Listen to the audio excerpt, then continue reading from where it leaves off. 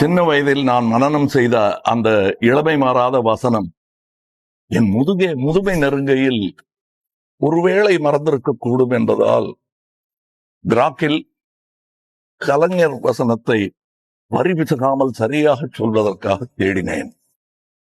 அங்கு அது இல்லை. உங்களை கடிவது போல், அவர்களை கடிந்தது போல் கடிந்தேன் கிராக்கையும். என்ன ஆச்சரியம் பாருங்க, அந்த மொழி எனக்கு மட்டும் சொந்தம் இல்லையே, நீங்களும் பேசி பழகுங்கள். ஒரு வரி இருக்குமே ஐயா, கிராக்கு எங்கேயா போச்சு பாட்டு? கிராக்கு நாக்கை கடித்துக் கொண்டது. ஆமாம், நீங்கள் சரியாக சொன்னீர்கள். அந்த வரிகள் ராஜா ராணி படத்தின் சாக்ரட்டிஸ் நாடகம் 2வது காட்சியில் வரும். தீர்ப்பு சொல்லுவாங்க, அப்ப வரும். மிக முக்கியமான பகுதி என் முந்தைய பதிலில் சுருக்கமாக